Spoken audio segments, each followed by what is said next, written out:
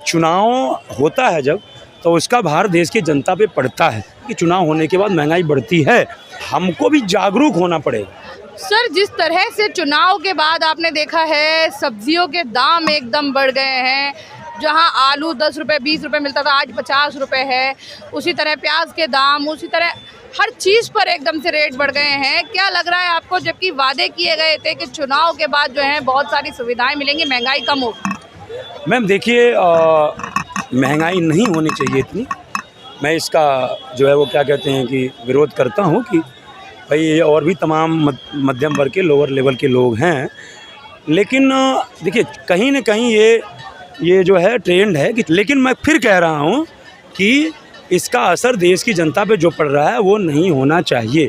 लेकिन महंगाई में भी देखिए ऐसा है कि किसी भी देश के नागरिक का मुख्य रूप से दो तरीके का दायित्व होता है, व्यक्तिगत दायित्व और सामाजिक दायित्व। व्यक्तिगत दायित्व में बच्चों की पढ़ाई लिखाई जो भी है केयर करना रिश्तेदारों का। सामाजिक दायित्व में समाज में कुछ भी गलत हो रहा है उसका विरोध करना, या समाज में कोई पीड़ित है उसकी मदद करना। तो कहीं ना कहीं देखिए, समझ रहे मेरी बात। अब जैसे मान लीजिए कि क्या हो रहा है, कोई एक चीज़ मांगी हुई, उसी के पीछे लोग पड़ जा रहे हैं। सबको भाई हम खाना है खाना है खाना है, अब जिसके पास नहीं है नहीं खरीद पा रहा है। तो कहने का मतलब यह है कि वो लोग उसी के पीछे पड़ जाते हैं। दूसरी बात यह है कि इसका एक और कारण है जमाखोरी। समझ रहे मेरी बात। अब मान लीजिए मंडी में जैसे कोई प्याज का स्टॉक है, 4 दिन रख लिया। इकोनॉमिक्स क्या कहता है, लाभ डिमांड क्या कहता है, जितनी डिमांड बढ़ेगी प्राइस उतनी बढ़ेगी, डिमांड घटेगी प्राइस घटेगी। कहीं ना कहीं इस पे एक सरकार को तो करनी चाहिए, लेकिन एक इंडिविजुअल दायित्व भी होता है कि आप भी इस पे ध्यान दें। समझ रहे मेरी बात को। और दूसरी बात यह है कि ये भी एक अध्ययन होना चाहिए कि जैसे मान लीजिए कुछ ऐसी चीज़ हैं महंगे हो रहे हैं। मैं ये नहीं कह रहा कि ये महंगाई सारी अच्छी है, लेकिन कहीं ना कहीं उस रेशियो से, जैसे मान लीजिए बहुत सारी ऐसे चीज़ है जो ड्यूरेबल गुड्स हैं या तमाम सारी चीज़ें, तो कहीं ना कहीं उस रेशियो से आपकी इनकम भी बढ़ रही है।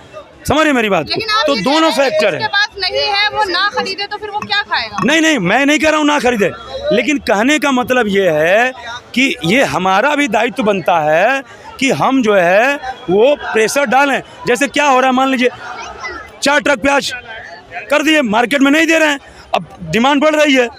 थोड़ा सा कहने का मतलब यह है कि हमारा भी इस पे, हम भी इस पे प्रहार करें कि जमाखोरी नहीं होनी चाहिए, इसका विरोध करें। समझ रहे मेरी बात को। खाली महंगाई करने से नहीं चलेगा, हम इसका विरोध करें। और देखिए एक बात कह देना चाहता हूँ, सुन लीजिए मेरी बात को। सरकार का भी काम है कि जमाखोरों पे, एक मिनट पर चुप रहिए, जमाखोरों पे नकेल कसे, लेकिन कभी कभी हमारा भी दायित्व बनता है कि यदि जो है मान लीजिए कि चीज़ें, कोई साग सब्जी जो महंगी हो रही है, भाई 2-4 मतलब 15-20 दिन हम भी जरा उसको वेट कर दे, औकात हाथ में आ जाएगी सप्लायरों की। थोड़ा हम भी तो करें, थोड़ा हम भी तो आगे हैं। 15-20 दिन क्या खाएंगे? जैसे मान लीजिए प्याज हो गया, समझ रहे मेरी बात को, तो कोई ज़रूरी थोड़ा है कि हम प्याज के बिना जो है वो क्या कहते हैं कि नहीं जिएंगे। मैं ये नहीं कह रहा हूँ, मैं दोनों चीज़ कह रहा हूँ, गलत भी है, लेकिन सरकार का भी काम है और आपका भी थोड़ा काम है नकेल कसना। बोल रहे हैं दोनों। इन्होंने कहा नकेल कसना चाहिए, हाँ विरोध करना चाहिए। मैं अगर विरोध संसद में करूंगा तो आपको बुरा लगता है, मैं रोड पे करूंगा तो लाठियां खाऊंगा। विरोध कहाँ करूँ, घर पे जाके करूंगा विरोध कहाँ करना चाहिए? विरोध संसद में करूंगा, जो सांसद को मैंने भेजा है। अगर बार नहीं सुनोगे रोड पे करूंगा। रोड पे आप क्या करोगे, आप लाठियां चार्ज करोगे। महंगाई पे बात ना करूं, पेपर लीक पे बात ना करूं, हाथम लोग उससे बात ना करूं, मणिपुर पे बात ना करूं। क्या बात किसकी करूं, वो सरकार की बात करूं?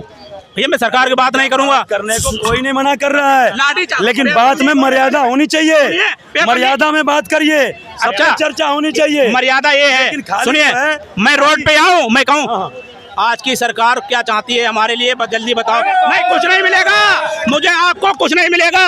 तो कहे लाठी निकालो, इसको मारो। भाई ये है, इधर आओ, उधर भाग कर इधर आओ। भाई ये लोग वो लोग हैं, इन्हें हाथों से मतलब नहीं है, इन्हें किसी से मतलब नहीं है, इन्हें सरकार से मतलब है। मैं कहता हूँ मुझे देश से मतलब है। देश से मैंने, देश के लोगों ने मुझे वोट दिया है। अगर मुझे वोट दिया है, मैं अगर सांसद जाता हूँ तो मैं अपनी आवाज़ उठाऊंगा। आपको अगर इस बात को क्यों बुरा लग रहा है? भाई बात सच्चाई की करना चाहिए, आप करो आवाज़ उठाना चाहिए। भैया मुझे लाठियाँ चल रही हो, आप करें आवाज़ उठाना चाहिए। मेरी मजबूरी है यार, कहाँ आवाज़ उठाऊँ? संसद में उठाऊँ तो आप कहते हो मान दो मैं मेक बंद कर दी जाती है, रोड पे उठाऊँ तो लाठी चार्ज कर दी जाती है। भैया 400 पार करने, सुनिए 400 पार करने वाले इनकी हालत किस लिए खराब हुई है? 400 पार करने वाले की इसलिए हालत खराब, 240 बाद किस लिए आ गए हैं? इसलिए लोगों को मालूम है चले गए, वो हो गया काम। आज कुछ नहीं मत ये बोल सकते हैं, इनके लिए बोलने के लिए कुछ बचा ही नहीं है। वो कहते मैं राहुल गांधी को जानता नहीं हूँ। संसद में पता चल गया होगा कि राहुल गांधी कौन है। राहुल गांधी वो है जो आंख में आंख डाल के मोदी के कहता है कि मोदी पेपर लीक हुए, आपसे सवाल मैं करता हूँ और जवाब आपको चाहिए है। मैंने पहले कहा था 2 मिनट आ जाओ, डिबेट कर लो आके, आपने बंद हुआ, आपका टाइम नहीं था। मगर आज संसद से आप भाग नहीं सकते हो। आप भाग जाओगे, आपकी बदनामी हो जाएगी। भागना तो चाहते हैं मगर भाग नहीं सकते, आज बदनामी हो जाएगी। जमाखोरी की जो बात हुई है, जमाखोरी की बात करके उस जवाब सुनने से पहले ही भाग गए। जमाखोरी की जो बात हुई थी, आपको याद होगा किसानों के खिलाफ काले कानून लाए गए थे, 3 काले कानून। उसमें एक कानून ये भी था कि जमाखोरी की जो लिमिट थी वो हटा दी गई थी। जमाखोरी की लिमिट हटा दी गई थी कि कोई भी कितनी भी उसमें जमा कर सकता है। और उसके अगेंस्ट बाकायदा अडानी ने अपने 30-30 लाख टन के गोदाम जो है पहले से पहले प्रिपेयर कर लिए थे। अनाज के लिए, सब्जियों के लिए, फलों के लिए, इन सब चीज़ों के लिए उसने बड़े बड़े गोदाम पहले, क्योंकि जमाखोरी की लिमिट हटाई जा रही थी। तो उसके अगेंस्ट क्या होता? अब ये भाई साहब तो उस टाइम तो इन्होंने विरोध करा नहीं कि हाँ किसानों के खिलाफ जो कानून बन रहे हैं वो गलत हैं। आज कह रहे हैं कि हमें विरोध करना चाहिए, तब इनकी आवाज़ नहीं निकलती थी। आज कह रहे हैं कि जमाखोरी पे लगाम लगनी चाहिए, तो हम भी तो यही कह रहे थे जमाखोरी पे लगाम लगनी चाहिए। 30 लाख टन जब मामला एक ही गोदाम में जाके बंद हो जाएगा तो उसके बाद क्या होगा? जमाखोरी होगी ना। मैं नहीं दे रहा, मैं तो 10 की जगह 20 लूँगा, चाहिए तो लो। 20 की जगह 30 लूँगा, चाहिए तो। सेम फार्मूला जो है अडानी ने हिमाचल में अपनाया था। हिमाचल में जो सेब के व्यापारी थे उनके साथ उसने डीलिंग करी, मैं तुम्हारे सेब खरीदूंगा बढ़िया दामों पे। 1 साल खरीदे, दूसरे साल खरीदे, तीसरे साल तक भी खरीदे। लोकल मंडी वहाँ पे जो है वो खत्म हो गई। लोगों ने देखा भाई मुझे 20 रुपये में बिकता था, अडानी तो 30 रुपये में खरीद रहा है, 10 रुपये किलो का फायदा हो रहा है। सबने जाके अडानी को बेचना शुरू कर दिया। पहले साल, दूसरे साल, तीसरे साल, 3 साल तक होते होते सारी की सारी वहाँ पे मंडियाँ खत्म हो गई। अब उसके बाद अडानी ने अगले साल, चौथे साल आते ही, मैं तुम्हारे सेब नहीं खरीद रहा, इसमें तो कीड़ा लगा हुआ है, बोलो क्या करोगे?